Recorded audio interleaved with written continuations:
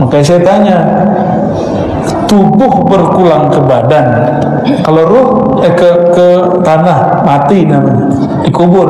Kalau ruh, tubuh hancur, ruh hancur nggak? Nggak hancur.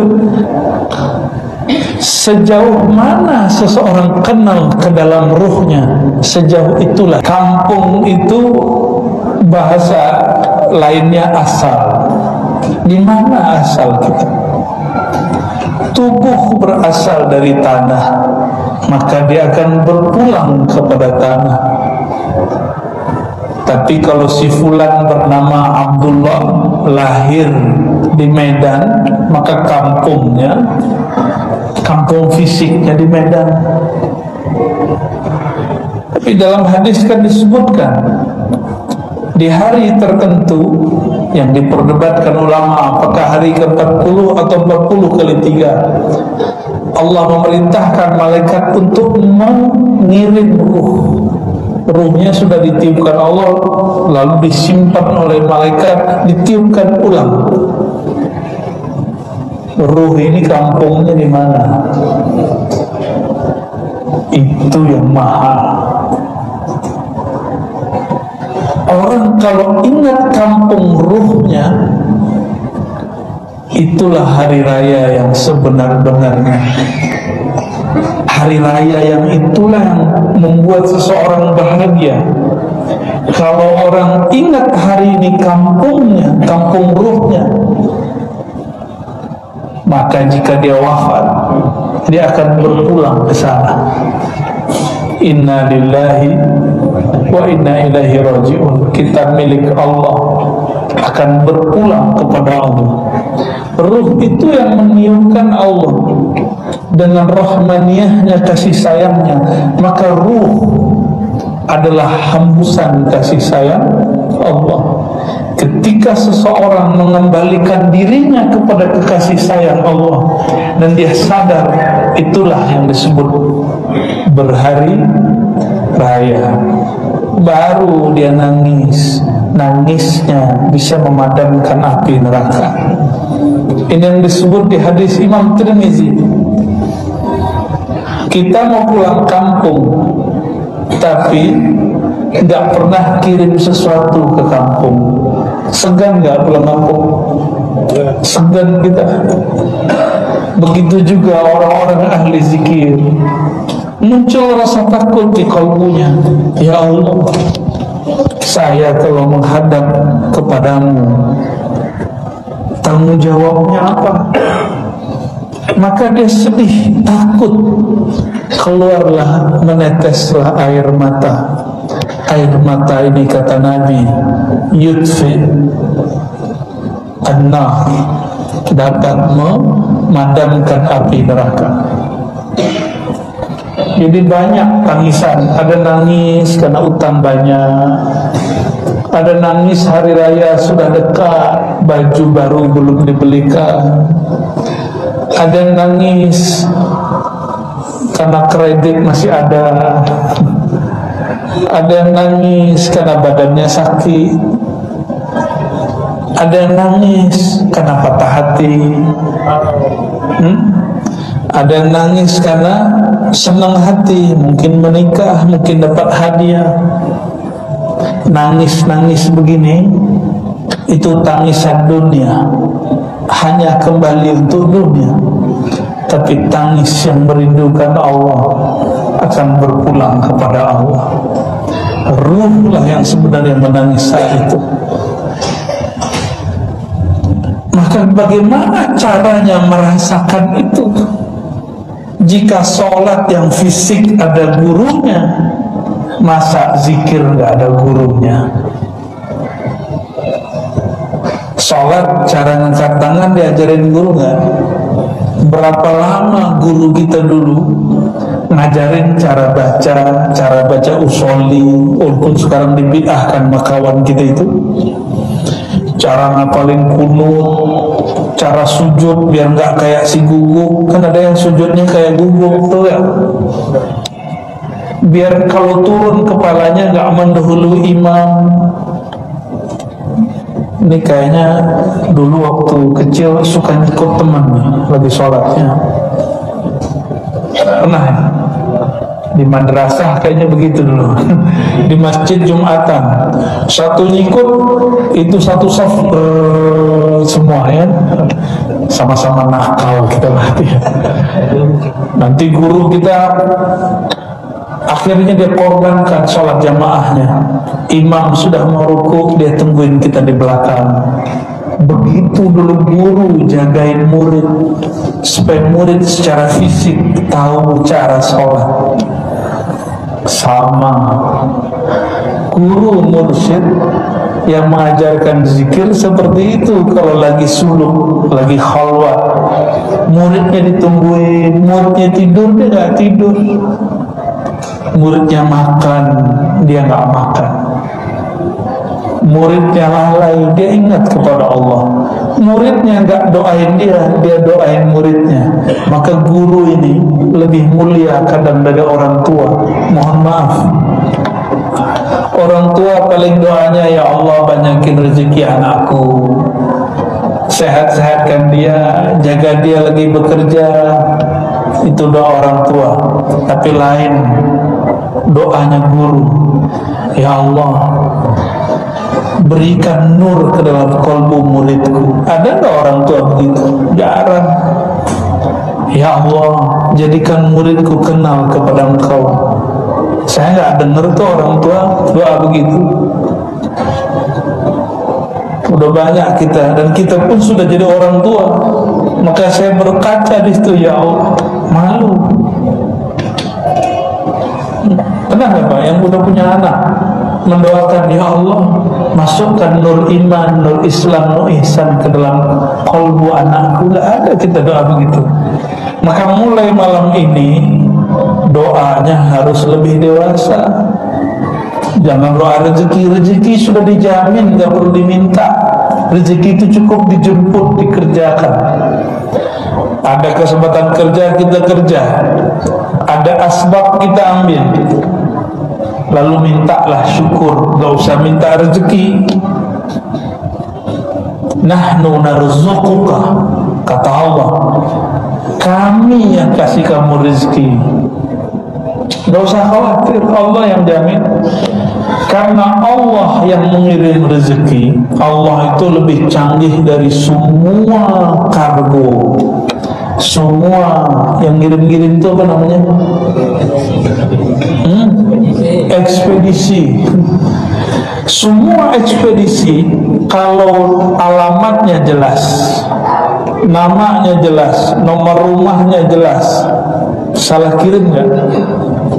Jarang salah kirim. Kalau salah kirim tinggal komplain. Masa Allah kalah sama ekspedisi? Ya, boleh kita iklan sebentar ya. Apa namanya? JNE. Apa lagi? Iki, apa lagi? Ya, ada yang lama dan tua, Pos Indonesia. Cuma sayang kita ini kemakan iklan ya. Itu semua nggak akan salah kirim kalau alamatnya jelas. Loh, kok ada seorang hamba yang merasa dirinya hamba Allah, terus temannya dapat rezeki, temannya naik pangkat, temannya dapat jabatan, dia ngomong harusnya itu punya saya, harusnya itu rezeki saya, seharusnya itu jabatan saya. Kok ada orang begitu? Lain kalau ustaz, tanyaannya sama beliau-beliau nih ya, seharusnya duduk di situ saya, seharusnya yang terkenal saya, seharusnya yang rame pengajiannya saya. Jadi irinya ustaz, apa irinya? Posisi, popularitas pengikut. Ini hati-hati. Kalau masih ada itu di kolbu, carilah guru, bertorikoh lah dahulu, kholat lah, buang nama-nama selain Allah dari kolbu, baru nanti duduk lagi di atas kursi ini. Berceramah lagi lah setelah itu. Kalau nggak ceramahin dulu diri kita. Masih terasa nggak enak kalau ada orang ngaji. Lebih bagus pengajiannya dari kita. Ini untuk para ustadz nih, saya nyeramahin diri saya sendiri. Suluk lagi Pak, cari guru lagi. Saya karena tahu diri saya ini nggak suci, berubah-ubah, maka setiap ke negeri manapun biasanya saya cari guru, kecuali di Batam. Udah nggak sempet, mau jalan, mau ziarah aja nggak sempet, listnya udah panjang gitu. Tapi nggak apa-apa. Coba perhatikan, kita kemana-mana, sehingga guru kita sangat banyak sekali. Saya ingin mengikuti jalannya para imam, Imam Bukhari, Imam Muslim. Mereka ini punya guru banyak, ribuan gurunya, sehingga dia punya dalil banyak kepada Allah, punya thariqah banyak kepada Allah Subhanahu wa ta'ala. Bapak Ibu Saudara Saudari kemakan Allah, apabila cara sholat fisik mesti ada gurunya yang membimbing, dan bukan sekali dua kali, kita berkali-kali datang baru bisa sholat. Masa ada orang pengen instan ingin bertemu Allah, bertemu Rasulullah? Masa ada orang ingin instan merasakan dahsyatnya menyebut nama Allah? Nggak bisa instan. Kita betapa tidak adil terhadap diri. Untuk mendapatkan rumah, untuk mendapatkan hidup yang berkecukupan, berangkat pagi pulang sore, benar? Berangkat pagi pulang sore, supaya apa? Dapat gaji, dapat duit. Itu ATM-nya biar keisi, sabar kena macet, kena hujan, kena panas. Kapan ada orang sabar supaya nama Allah dia tabung ke dalam dompet kolbunya? Dia mesti menahan rasa kantuk, dia mesti ngurangin makan. Mana ada orang yang begitu hari ini? Kalau gak berguru gak mungkin. Maka ulama kita mewajibkan berguru, sebagaimana belajar fikih wajib punya guru, belajar zikir pun wajib punya guru. Apa beda ilmu fikih dengan ilmu zikir, ilmu tasawuf? Ilmu fikih mengetahui sihah, kesahihan dan ketidaksahihan. Sahihan kana atau batilan, sahkah amalan ini atau batal? Ini siapa yang punya ilmunya? Ahli fikih. Bid'ah atau sunnah, ini tugas ahli fikih, usul fikih. Tapi ternyata ada ilmu mengetahui sholat kita tadi itu diangkat apa enggak. Itu bisa dicek, ada indikatornya, ada syarat dan rukunnya. Ada syarat dan rukunnya. Udah belajar belum ilmu gitu? Belum ya? Belum, makanya nggak ketahuan nih sholatnya diterima apa enggak nih. Wallahu a'lam bis. Akhirnya ngomong wallahu bisalam sampai mati begitu terus. Terus gimana nasib mau mati kalau sholat kita belum tahu kita diterima? Kita nggak tahu zikir kita usul atau tidak. Gimana mau menghadap Allah Subhanahu Wa Taala? Mau pulang kampung tapi nggak pernah membantu orang di kampung, minimal bantu orang tua, bantu saudara, bantu tetangga, bantu orang di kampung. Berani pulang kampung? Nggak disambut sama orang kampung. Maka berkirimlah, sebutlah nama dia, itu benar-benar berkirim. Wirid itu sedang berkirim kepadanya.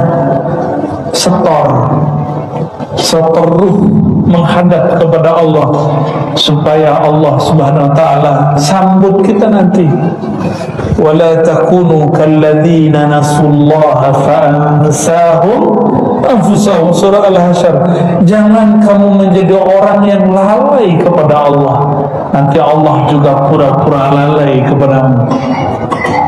Jadi kalau nggak pernah mengenang-enang yang di kampung, orang kampung nanti cuek sama kita. Nah, pemilik kampung akhirat itu Nabi Muhammad SAW. Beliaulah rajanya. Ana sayyidu waladi Adam yaumal qiyamah, kata beliau. Akulah tuannya, aku yang menguasai nanti di sana. Maka siapapun para nabi tidak akan dapat izin membantu siapapun kecuali izin dari Nabi Muhammad SAW. Nabi Muhammad siapa yang mengizinkan? Allah. Yang boleh sholat di atas aras yang paling tinggi itu cuma Rasulullah. Maka disebutkan dalam hadis, setiap kali ada yang datang kepadaku para nabi, para umat-umat yang mampu mengakses Rasulullah, ini nggak mudah ketemu Rasulullah. Ini gampang nih. Saya bukan orang suci, saya cuma muallim guru. Ketika mau datang, kalau rame-rame sudah ada yang jaga, benar nggak? Antum bayangkan Rasulullah datang, berapa banyak orang yang ingin berebut datang, ingin memegang tangan beliau.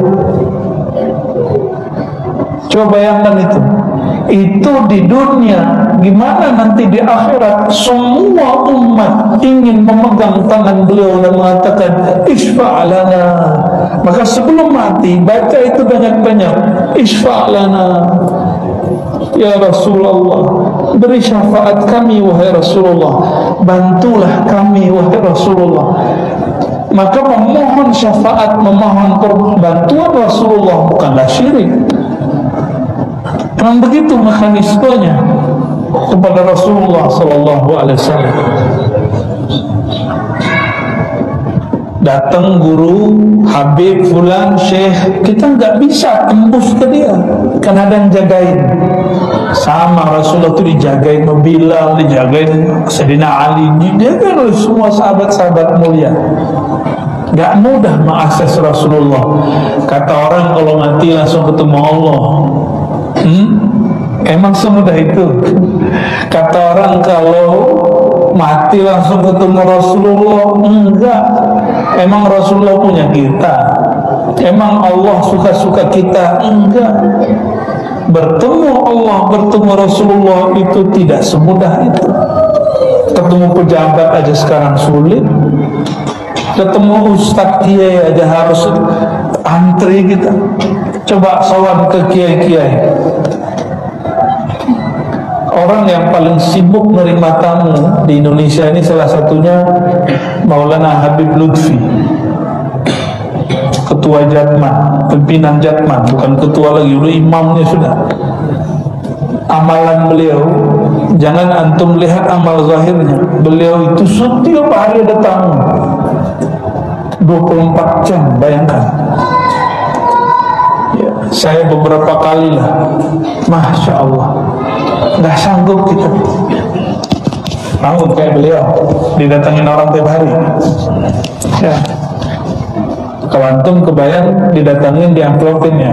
Enggak, cuma kadang-kadang ngadu sama beliau.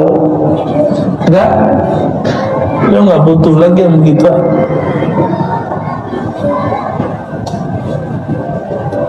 Itu mau ketemu sulit tuh, karena ada yang jaga ini nggak tega. Guru tercintanya kelelahan karena tamu berdatangan terus. Bayangkan Rasulullah. Jadi nanti makhluk paling sibuk itu adalah Rasulullah Sallallahu Alaihi Wasallam. Kata beliau, "Man kana yu'minu billah wal yawmil akhir."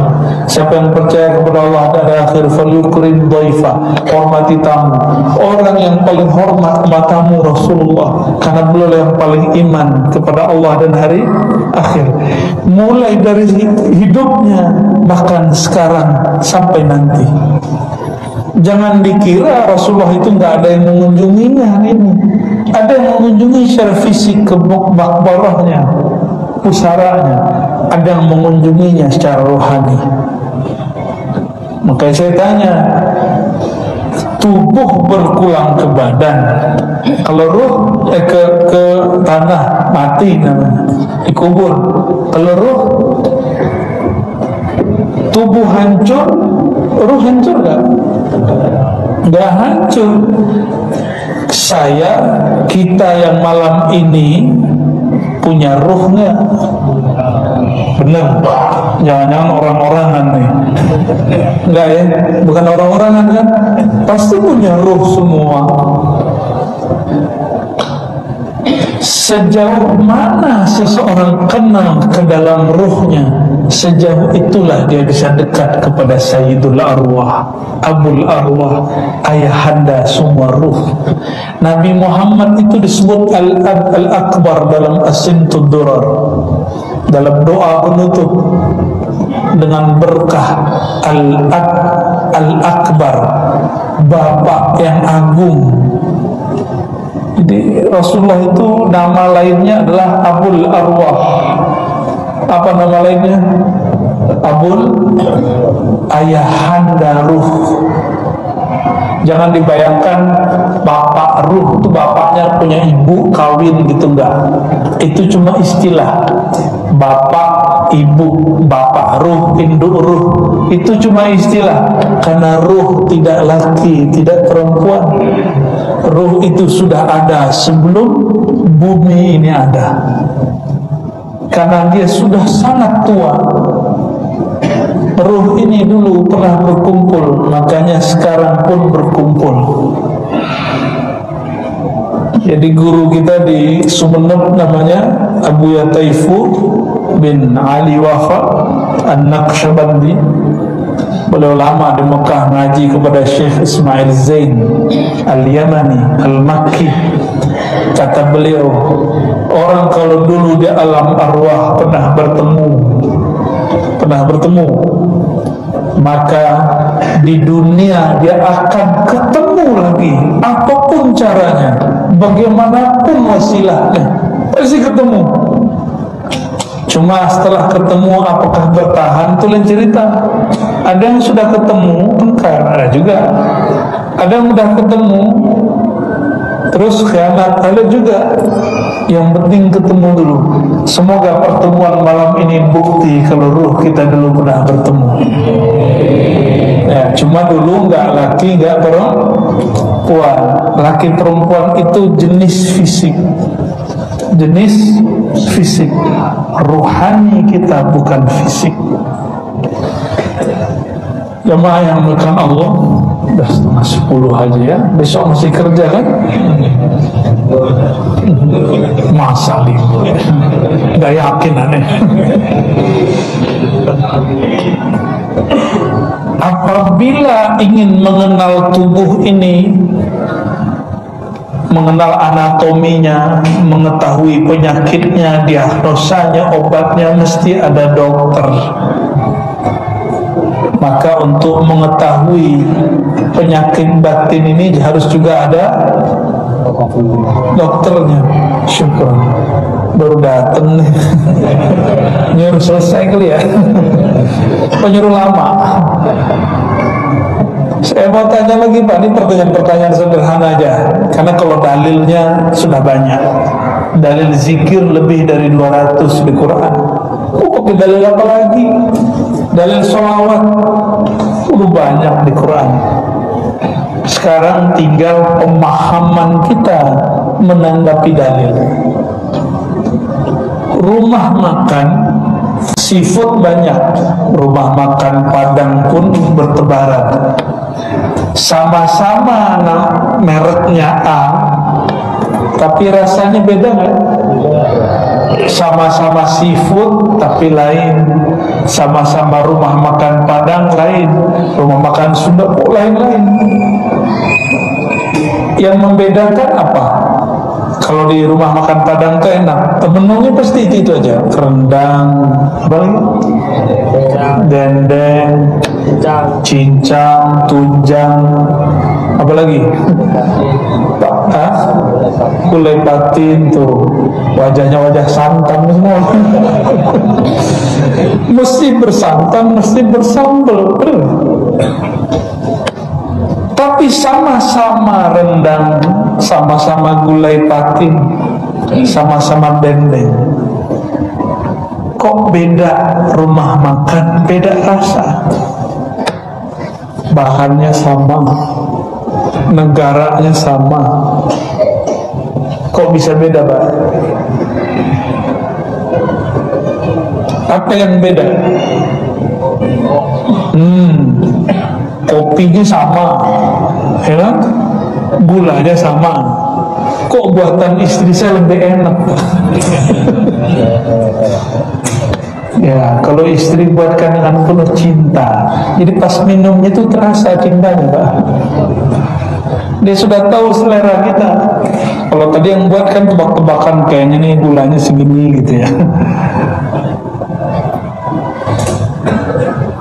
Paham analognya? Sama-sama Thariqat Naqsyabandi, sama-sama Thariqat Qadiri, sama-sama Syazili, sama-sama Ba'lawi, sama namanya, tapi beda kokinya, beda mursyidnya, beda rasanya. Tapi adab seorang murid bukan jadi juri, cukup jadi penikmat. Cukup jadi penikmat. Ini cuma analog. Saya tidak mau menyamakan thariqah dengan rumah makan. Analog aja. Kalau di thariqah sudah baiat, sama dengan kita masuk sekolah. Bisakah kita menyekolahkan anak dua tempat di jam yang sama? Kepala sekolahnya mesti satu, tapi guru-gurunya boleh banyak. Paham maksudnya? Boleh paham? Ya. Sekolahnya beda, tapi kurikulum sama. Kenapa ada murid yang pintar, ada yang kurang pintar? Bahkan kelasnya sama, gurunya sama, kurikulumnya sama, papan tulisnya sama. Kok ada murid yang cerdas, ada yang kurang cerdas? Kenapa? Nah, itulah anugerah Allah Subhanahu wa ta'ala. Anugerah Allah gak bisa diapa-apain lagi. Karena ada santri, murid, matanya lihat, tapi dia tidur sebenarnya. Ya, udah pernah lihat belum? Oh, kalau pernah ngurusin santri lucu, Pak. Ada santri, Allahu Akbar, itu lagi berdiri tidur. Kita ruku, udah sujud, dia masih berdiri. Ada orang santri bisa tidur lagi berdiri. Ini orang ini. Ya. Ada juga yang agak canggihan dikit, pas sujud nggak balik-balik. Itu ngalir, Pak. Lahar ngalir. Guru mulai begitu, mau marah saya, nggak dimarahi, nggak berubah. Anak guru ditungguin. Coba muridnya ada di kelas, gurunya jalan-jalan, muridnya jadi nggak?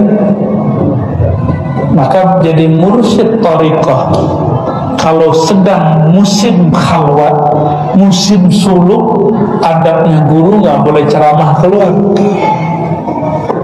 Nanti muridnya masuk angin. Nanti muridnya sujud lama, nggak ada yang bangunin. Paham maksudnya? Jadi nggak usah mimpi jadi mursyid. Jadi mursyid sulit, Pak. Kalau kita PNS, karyawan itu sulit. Ada satu dua yang berhasil melaluinya, tapi rumitnya bukan main. Mesti orang yang free, bebas, yang nggak boleh diatur kecuali oleh Allah dan Rasulullah SAW. Sama gurunya panggil, kamu datang, sanggup nggak begitu? Ada orang kalau sudah baiat thariqah, itu adabnya sangat ketat sekali, seperti kita beradab di sekolah. Kata sekolah, hari ini mau hujan gak hujan harus datang. Inilah tidak adilnya manusia. Untuk sekolah urusan duniawi dia disiplin, tapi untuk sekolah qalbu, untuk menyelamatkan diri dia tidak disiplin. Datangnya suka-suka, belajarnya suka-suka. Makanya Allah cuma ngasih suka-suka aja. Nikmat zikirnya ya suka-suka Allah lah. Kalau orang rutin setiap hari bekerja dari jam 8 sampai jam 5, 8 sampai jam 4, maka gajinya tetap. Sama al-minhah al-ilahiyah, gaji rohani, boleh diistilahkan begitu. Rahasia-rahasia pemberian rohani itu juga akan rutin turun setiap bulan, setiap minggu, setiap hari, apabila seseorang dia rutin menabung nama Allah Subhanahu wa ta'ala. Dan itu nggak mungkin kalau nggak ada. Kalau kita kerja karyawan pasti ada advisernya, benar nggak? Pasti ada supervisinya, pasti ada manajernya, pasti ada jenjang ke atas. Dalam urusan dunia bisa terima, bisa disiplin, tapi kalau urusan qalbu nggak bisa disiplin. Kita nggak adil, makanya Allah nggak jatuh cinta. Allah itu yuhibbul muqsitin, mencintai, jatuh cinta kepada orang yang mampu adil dalam membagi segala sesuatu untuk dirinya. Nah, kita ini kenapa Allah belum sayang? Karena kita belum adil. Makan berapa kali sehari? 3, benar? Coba antum bisa nggak zikir 3 waktu? Pagi, sore, malam. Yang makan 3 kali sehari badannya sehat, tapi kalau kebanyakan penyakit gula, berarti dia salah cara makan.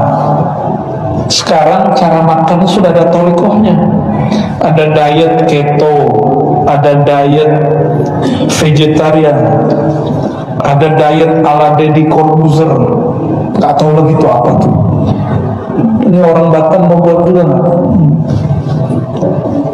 Kalau kita kan hantam aja, apalagi musim maulid. Itu sebabnya banyak kiai, banyak ustaz, gara-gara kalian nih ya. Udah umur 40-50 sakit gula, kolesterol tinggi. Karena mau nggak makan nasi sudah dihidang. Ya, Ustaz berkah bagaimana? Ya. Nabi SAW makan sehari cuma 2 kali. Mau ngikutin Nabi? Makannya cuma 2 kali sehari. Makanya Nabi itu sehat, jarang sakit. Nabi setiap kali punggungnya berat, bekak. Coba rajin makan santan, bakso yang ada micinnya. Itu micin, Mbak, 1 mangkok, micinnya 1 sendok untuk 1 wadah kuali. Benar nggak? Gimana badannya nggak sakit-sakit?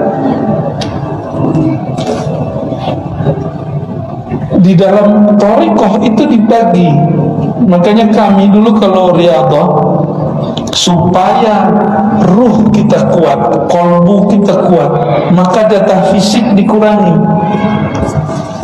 Yang membuat pikiran itu menyala dan melayang, kalau suka makan daging, suka makan karbo yang banyak. Itu kalau karbo banyak ngantuk, kalau daging banyak pikiran melayang, liar, nafsu syahwatnya akan menggebu-gebu. Dia lagi mau itikaf. Maka kami dulu oleh guru-guru kita dibacain kitab adab-adab masuk khalwat itikaf. Kurangi makan, tidur, kalam, dan banyak pikiran. Gimana caranya? Tidak makan yang bernyawa. Nah, ini kalau di bulan Rajab. Ini sudah masuk Rajab belum? Belum. Rajab kapan? 1,5 bulan lagi. Lah, Pak Haji udah nyampe aja. Itu orang kalau lagi khalwat dia mesti ngurangin makan, Pak. Sebab dia nggak kemana-mana, dia cuma masuk ke ruang khalwat, dia zikir di situ, mesti ngurangin. Coba kalau kita ini makan banyak, olahraga enggak, istri nggak punya, gawat. Gawat. Itulah sebabnya ada orang ikut khalwat i'tikaf 2 hari minta pulang, karena diajarkan jangan banyak makan, dia banyak makan. Diajarkan jangan banyak pikiran, dia banyak pikiran. Apalagi kawan-kawan saya ini yang sekampung. Tahu kampung saya di mana, Pak? Dikasih tahu jangan banyak makan, apalagi bernyawa. Protes, apalagi Ustaz. Sejak kapan kita diharamkan makan yang daging? Ini Ustaz gadang salero. Giliran datang ke dokter, dokter ngomong, Ustaz jangan lagi makan tunjang, gazebo, jangan yang bersantan. Patuh dia mau sama dokter. Giliran datang ke guru mursyidnya ngomong jangan makan begini. Itu protes. Sejak kapan Allah mengharamkan itu? Itu gadang selero. Nafsu makannya gede. Dia bisa terima ilmu sekuler, tapi nggak bisa terima ilmu kerohanian, punya disiplin sendiri. Kenapa orang-orang Thariqah itu kadang punya pakaian khusus? Sebenarnya nggak ada pakaian khusus, itu cuma adab mereka aja. Tinggal dibalik. Anak kita sekolah hari Senin, bajunya beda dengan hari Selasa. Boleh nggak dia pakai baju kaos? Nggak boleh. Kenapa sekolah boleh buat peraturan begitu? Kenapa surau-surau nggak boleh buat peraturan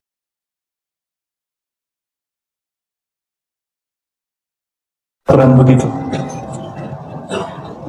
Surau itu sekolah rohani, mereka boleh buat peraturan sendiri. Nggak suka keluar. Sama kayak sekolah ngomong, kamu nggak ikut peraturan kami, cari sekolah yang sesuai kemauanmu. Cuma hari ini kalau murid digituin, banyak yang melawannya. Yang melawan kebanyakan ustadz juga, karena ustadz ini kebanyakan dalil. Dalil itu kalau kebanyakan nggak kenal yang dimadlulkan, keracunan dalil dia. Dalil itu kan isinya bertanya. Nih, jangan pakai lagi viral itu ya. Bapak Ibu saudara bukan Allah, pendek kalam, pendek cerita. Al-isnad minad-din, kata Ibnu Mubarak. Ini yang mau saya bacakan tadi. Al-isnad, bersanad, berguru, berthariqah, bermazhab, itu separuh agama. Maka kita ini pemahaman agamanya, kehusuan sholatnya, kedisiplinan beramalnya tergantung bergurunya kepada siapa. Boleh nggak berguru lewat online? Boleh, tapi itu cuma guru-guru acak. Karena kalau buka video A, muncul video si B. Benar nggak? Supaya kita punya pegangan, carilah guru yang bisa menjadi rujukan. Jadi kalau muncul video-video godaan, kita nggak menyimak itu lagi. Al-isnad minad-din, laulal isnad laqala man syaa ma syaa. Kalau bukanlah karena orang punya guru, punya mursyid, punya imam, punya mazhab, punya thariqah, semua orang akan ngaku suka-suka. Dia akan langsung mengatakan enggak usah ikut imam, langsung saja kepada Allah dan Rasulnya. Dan itu sudah terjadi saat ini. sudah terjadi saat ini. Gak usah ikut guru, benar gak? Cukup kalam Allah dan kalam Rasulnya. Ma qala Allah wa rasuluhu, kayak paling benar aja apa yang Allah kalamkan Rasulnya. Kayak dia pernah dengar Allah langsung. Yang mendengar Allah langsung namanya siapa? Nabi. Yang dengar Rasulullah langsung siapa? Sahabat.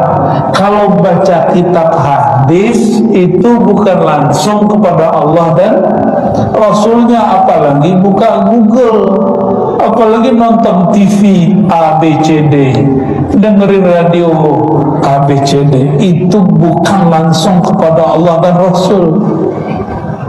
Yang paling lucu mengatakan kembali kepada Allah dan Rasul, tapi ustadznya ada. Kata ustadz fulan nggak boleh berburu, lah dia berburu ustadz itu. Nggak boleh kata imam, tapi dia sering menyebut Syekhul Islam Imam Ibn Taimiyah. Ibn Taimiyah pun bertariqah. Yang mengatakan ini bukan saya, yang mengatakan ini para imam sendiri. Dan dia punya jalur kepada Syekh Abdul Qadir Jilani Qadiriyah. Dan ilmu tariqahnya disebutkan, disyarahkan oleh muridnya sendiri, namanya Ibnu Qayyim Al-Jauziyah. Beliau juga punya jalur ke Imam Qushairi. Makanya Imam Ibnu Taimiyah ini, Imam Salafi, bertanyalah Ibnu Qayyim, wahai Tuan Syekh, kenapa engkau tidak sarapan dulu baru zikir? Apa jawabannya? Zikirku adalah sarapan rohaniku. Jika aku tidak sarapan rohaniku, maka badanku lemas. Ada satu wiridnya, Imam Safadi meriwayatkan Imam Ibnu Taimiyah ini kalau pada subuh, salah satu wiridnya mengulang baca Fatihah. Bismillahirrahmanirrahim. Ulang terus. Bid'ah enggak? Ngulang-ngulang surah Fatihah. Nabi pernah buat begitu kan? Jadi yang disebut thariqah itu amalan Rasulullah yang kemudian diistiqomahkan oleh seorang imam. Itu disebut dengan thariqah. Dia nanti tahu komposisinya. Ini diamalkan sekian kali, ini boleh sekian kali. Itu Ibnu Taimiyah, imam yang disebut Syekhul Islam. Tapi sayang, orang yang hari ini katanya mengikut sang imam sudah meninggalkan ajarannya. Sayang, 1000 kali sayang ya. Maka kita kembalikan semangatnya.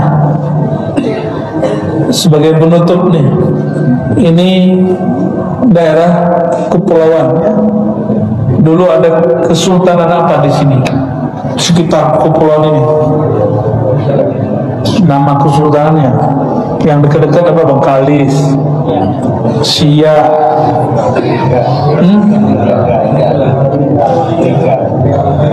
Lingga, apalagi? Udah. Kalau yang dulu bahkan Johor itu menguasai ini juga. Ini biasa. Zaman-zaman itu raja-raja saling ekspansi sesama muslim. Malaka juga ikut ya. Ini tuker-tukeran dari dulu.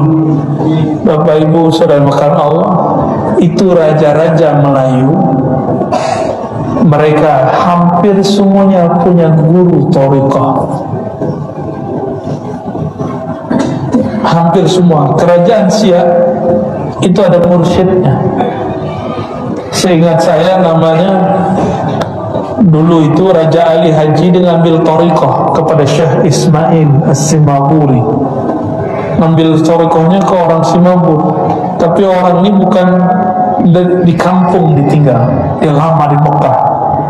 Syekh Ismail ini mengambil dari Syekh Abdullah Al-Arzinjani. Syekh Abdullah mengambil dari Maulana Khalid Al-Baghdadi Ad-Dimashqi. Ilmunya dibawa ke tanah Melayu.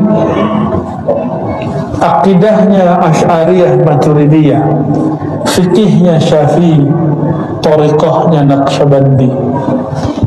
Naqsyabandi ini ada cabang-cabang juga. Generasi setelah dia ada namanya Sultan Muhammad Yusuf, seingat saya. Dia ini ikut Naqsyabandi yang lain. Jadi dulu istana-istana menjadi tempat tawadjuh orang zikir khususiyah, istighosahan di situ, maulidan di situ. Maka kita berharap semoga negeri kita ke depan istana itu ada maulid. Maulidnya bukan seremonial, tapi orang baca dibaan di situ. Amin. Ya. Nggak usah jauh-jauh dulu kantor gubernur, ya kan? Minimal tempat tinggalnya wali kota, rumah dinas itu dipakai untuk maulidan. Nggak usah acara besar-besar, dia aja bersama anggota-anggotanya. Kalau maulid sudah mulai ada di kalangan pemimpin, maka kepemimpinannya diberkahi. Kenapa? Dia nanti terinspirasi oleh Rasulullah Sallallahu Alaihi Wasallam. Bapak Ibu yang bukan Allah, jika semua pemimpin-pemimpin kita dulu di negeri ini mereka berthariqah, Muhammad Al-Fatih berthariqah, siapa lagi? Salahuddin Al-Ayyubi langsung ke Syekh Abdul Qadir Jilani. Terus kenapa hari ini Islam mau dibangkitkan tapi orang benci kepada tasawuf dan thariqah? Maka saya boleh kalamkan satu hal sebelum kita tutup. Jika ingin bangkitkan Islam, maka bangkitkanlah ilmu kerohanian. Jika ingin membangkitkan ilmu kerohanian, maka satu-satunya jalan hidupkan thariqah sufiyah yang muktabarah. Nanti ruhani umat akan bangkit. Dan ini ada porsinya, bisa untuk orang awam, bisa untuk orang kiai. Jadi thariqah tidak khusus untuk orang alim, boleh untuk orang awam, boleh untuk orang santri. Ya, baca kitabnya Syekh Abdul Somad Al-Falembani untuk para ustadz yang masih menyaksikan orang awam berthariqah. Syekh Abdul Somad Al-Falembani dalam Siyar Salikin, ya, dan satu kitabnya lain kecil tentang fikih menyebutkan bahwa thariqah tasawuf itu porsinya harus dibedakan antara orang awam, penguasa, orang berniaga, dan santri, begitu ya mutajarrid, orang khusus. Nggak boleh kita halang-halangi, tinggal nanti kurikulum yang dibedakan. Ya, maka saya mengimbau para kiai, ayo semuanya berthariqah. Kalau nggak akan pernah menikmati satu lafaz Bismillah. Allah akan haramkan nikmatnya sujud. Kenapa? Dia arogan, nggak mau berguru. Jadi thariqah itu yang saya rasakan dalam batin saya adalah menghancurkan ego. Ini yang paling mahal dari orang thariqah. Mau datang ke guru, gurunya nggak kuliah, nggak nyantri seperti dia, tapi dia cium tangan gurunya. Itu dahsyat itu orang. Berarti dia sudah menghancurkan egonya sehancur-hancurnya. Yang paling sulit ustadz, lagi-lagi ustadz, ya? Maka para asatidz, nanti kalau ada mursyid datang ambil ilmu dari beliau-beliau, ya, cari yang lebih senior, lebih tua lah. Semoga Allah berkahi saya boleh hadir malam ini, ya.